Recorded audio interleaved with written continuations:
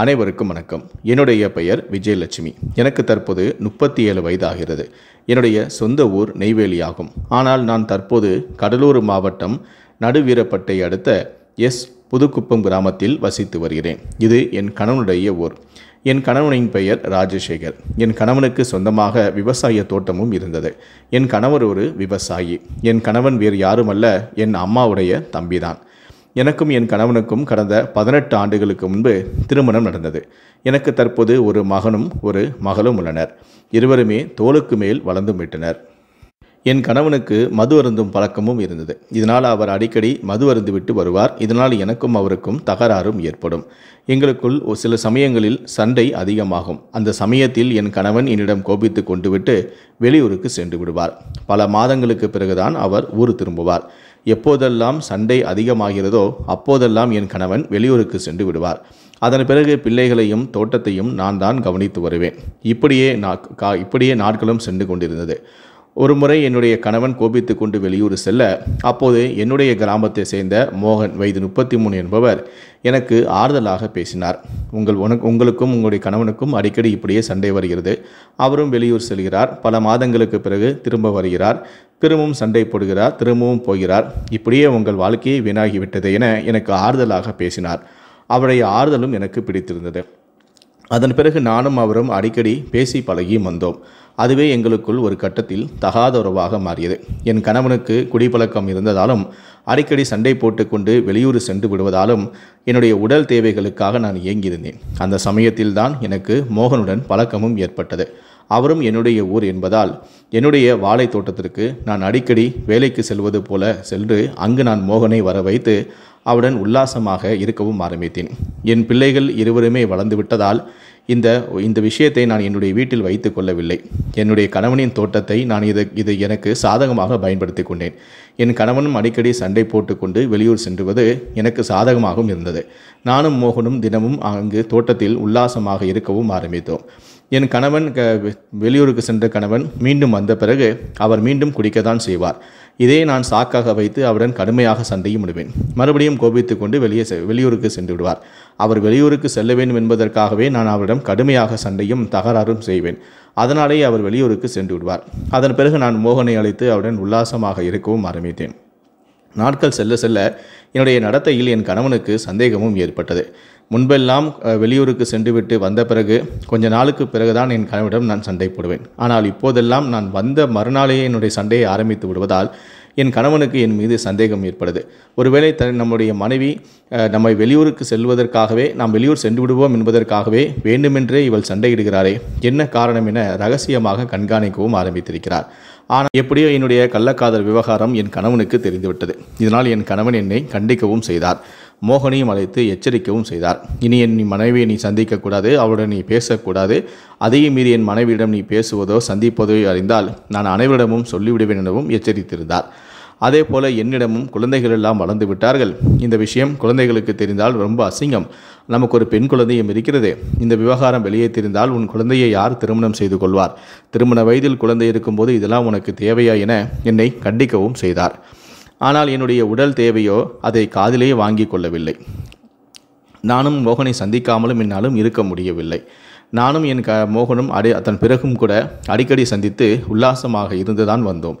இந்த விவகாரம் மறுபடியும் என் கணவனுக்கு தெரிந்து என் கணவன் என்னை அடித்து உதைத்து சித்திரவதையும் செய்தார்.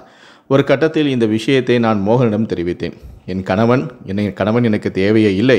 அவர் அடிக்கடி வெளியூருக்கு சென்று விடுவதால் வாழை தோட்டத்தை நான் தான் பராமரித்து வருகிறேன். அதனால் எனக்கு அவர் தேவையே இல்லை. அவரை நாம் கொன்றுவிட்டு நாம் எப்போதும் போல உல்லாசம் அனுபவிக்கலாம். நம்முடைய தகாத உறவுக்கு என் கணவன் இடையராக இருப்பதால் அவரை கொன்றுவிட்டு அவர் வெளியூர் சென்று விட்டார் என கூறிவிடுவோம். அனைவரும் நம்பி விடுவார்கள். அவர் அடிக்கடி வெளியூர் செல்வதால் யாருக்கும் நம் மீது சந்தேகம் வராது எனவும் கூறினேன். அதற்கு மோகனும் ஒப்புக்கொண்டான். ஒரு நாள் கணவன் இருசக்கர வாகனத்தை எடுத்துக்கொண்டு வாழை தோட்டத்துக்கு சென்றார். அப்போது அவரை பின்தொடர்ந்து மோகனும் அங்கு சென்றான். என் கணவன் கவனிக்காத வகையில் ஒரு இரும்பு பைப்பை எடுத்துச் சென்று மோகன் என் கணவனின் பின் தலையில் அடிக்க, அவர் வலியால் துடிக்க கொடூரமாக மோகன் என் கணவனை அடித்தே கொலையும் செய்தான். அதன் பிறகு தோட்டத்தில் பராமரிப்பு இல்லாத பழைய மீன் குட்டையில் என் கணவனின் உடலையும் போட்டு அவர் ஓட்டி வந்த அந்த இருசக்கர வாகனத்தையும் அந்த குழிக்குள்ளேயே போட்டு மொத்தமாக மூடியும் விட்டோம். அதன் பிறகு என் கணவனை இங்குதான் புதைத்தோம் என்பதை நாங்கள் அடையாளம் படுத்தி கொள்ள அதன் மீது ஒரு வாழைக்கன்றையும் வைத்தோம். ஒரே ஒரு வாழைக்கன்று மற்றும் என் கணவனை புதைத்த இடத்தில் நான் வைத்தேன், அடையாளம் தெரிய வேண்டும் என்பதற்காக. என் கணவன் நான் வைத்த அந்த வாழை மரத்துக்கு உரமாகி போனார். எந்த விதமான வாடையும் வரவில்லை. இதனால் நானும் மோகனும் மாட்டிக்கொள்ளவில்லை. அதன் பிறகு எந்த விதமான இடையூறும் இல்லாமல் நாங்கள் தினமும் வாழை தோட்டத்தில் உல்லாசமாக இருந்து வந்தோம். அதன் பிறகு என்னுடைய கணவன் காணாமல் போய் ரொம்ப நாட்கள் ஆனதால், கிட்டத்தட்ட 9 மாதங்கள் ஆனதால் அனைவரும் விசாரிக்க ஆரம்பித்து விட்டனர். என் குழந்தைகள் கூட, அப்பா என்னம்மா இவ்வளோ நாள் போக மாட்டாரே, 1 மாதம் அல்லது 2 மாதத்துக்குள் வந்து விடுவாரே, இவ்வளோ நாட்களாகியும் ஏன் அப்பா வரவில்லை என்று என் குழந்தைகளும் என்னிடம் அடிக்கடி கேட்கவும் ஆரம்பித்தார்கள். அதே போல அக்கம் பக்கத்தில் உள்ளவர்களும் உறவினர்களும் அடிக்கடி கேட்கவும் ஆரம்பித்தார்கள். நானும் என் கணவன் காணாமல் போய் 9 மாதங்கள் ஆகியும் கூட போலீஸ் ஸ்டேஷனுக்கு சென்று எந்த விதமான புகாரும் அளிக்கவில்லை. இது பலருக்கும் பலவிதமான குழப்பத்தையும் ஏற்படுத்தியது. பல பேர் ஊருக்குள் நான் என் கணவனை அடித்து கொலை செய்து புதைத்து விட்டேன் என்ற ஒரு வதந்தியையும் கிளப்பிவிட்டார்கள். இது எங்களுடைய கிராமத்தில் காட்டுத்தீ போல பரவியது. இது பலருக்கும் சந்தேகத்தையும் ஏற்படுத்தியது. குறிப்பாக என் தம்பி என் வீட்டிற்கு, சிவகுமாரின் வீட்டுக்கு வந்து, ஊரிலெல்லாம் எல்லோரும் நீ உன் கணவனை அடித்து கொலை செய்துவிட்டு புதைத்ததாக கூறுகிறார்கள், உன்னை பற்றி தவறாக நிறைய பேர் பேசுகிறார்கள், உன் கணவன் எங்கே சென்றான், என்ன உங்களுக்குள்ள அப்படி ஒரு பிரச்சனை, உன் கணவன் இப்போதும் சண்டை போட்டு போனாலும் உடனடியாக வந்து விடுவாரே, கொஞ்ச நாளிலேயே வந்து விடுவாரே, அவர் ஏன் நீ மறவில்லை, உன் கணவனை நீ என்ன செய்த என என் தம்பி என்னை துருவி கேட்டான். நானும் என் தம்பி தானே, அவனிடம் உண்மையை சொன்னால் அவன் வேறு யாரிடமும் சொல்ல மாட்டான் என நினைத்து நான் என்னுடைய தகாத உறவு குறித்தும் என் கணவனை அடித்து கொலை செய்தது குறித்தும் நான் என் தம்பியிடம் தெரிவித்தேன். இதை கேட்ட அவன் அதிர்ச்சியும் அடைந்தான். அதன் பிறகு, இதை யாரிடம் சொல்லாதேடா, என் வாழ்க்கையை நாசமாகிவிடும், உன் மாமா தினமும் குடித்துவிட்டு என்னை அடித்து துன்புறுத்தினார், அதனால்தான் நான் வேறு வழியின்றி அவரை நான் கொலை செய்து விட்டேன், யாருக்கும் சந்தேகம் வராதபடியும் நான் நடந்து கொண்டேன், கிட்டத்தட்ட 9 மாதங்களாக யாருக்கும் சந்தேகம் வரவில்லை, ஊர் மக்கள் கொஞ்ச நாள் இப்படி பேசி விடுவார்கள், அதன் பிறகு அதையும் மறந்து விடுவார்கள், அதனால் நீ இந்த விஷயத்தை பெரிதுபடுத்தாது என நான் என் தம்மிடமும் கூறினேன். அப்போது அவன் அமைதியாக சரி என்று சொல்லிவிட்டு என்னுடைய வீட்டை விட்டு கிளம்பி சென்றான். ஆனால் அவனோ என்னுடைய கணவனை கொலை செய்ததை அவனால் தாங்கிக் கொள்ள முடியாமல் நேரடியாக போலீஸ் ஸ்டேஷனுக்கு சென்று நடந்த விவரம் அனைத்தையுமே தெரிவித்து விட்டான். அவன் காவல் நிலையத்துக்கு சென்றான் என நான் கொஞ்சம் கூட நினைக்கவில்லை. அவன் போலீஸ் ஸ்டேஷனுக்கு சென்று நான் என் கணவனை அடித்து கொலை செய்த விஷயத்தை சொல்லிவிட்டான். என் தம்பி அளித்த புகாரின் பேரில் நடுவீரப்பட்டு போலீசார் வழக்கு பதிவு செய்து என்னை அதிரடியாக கைதும் செய்தனர். என்னை கைது செய்த விவகாரம் அறிந்த என்னுடைய கள்ளக்காதலன் மோகன் தலைமறைவாகி விட்டான். அதன் பிறகு தனிப்படைகள் அமைக்கப்பட்டு தலைமறைவாக இருந்த மோகனையும் தேடினர். அப்படி தேடும்போது நெய்வேலியில் அவன் பதுங்கியிருப்பதாக நடுவீரப்பட்டு போலீசாருக்கு ரகசிய தகவலும் கிடைத்தது.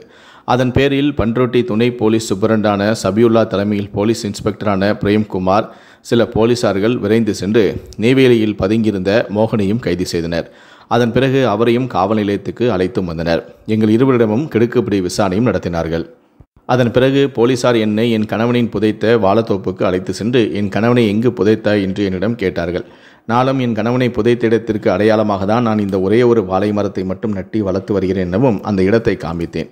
அதன் பிறகு தாசில்தாரான சிவகார்த்திகேயன் முன்னிலையிலும் போலீசார் முன்னிலையிலும் அங்கு வருவாய் ஆய்வாளரான மணிவண்ணன், கிராம நிர்வாக அலுவலரான பக்கரசாமி ஆகியோர் முன்னிலையில் என் கணவனின் உடல் தோண்டி எடுக்கப்பட்டது.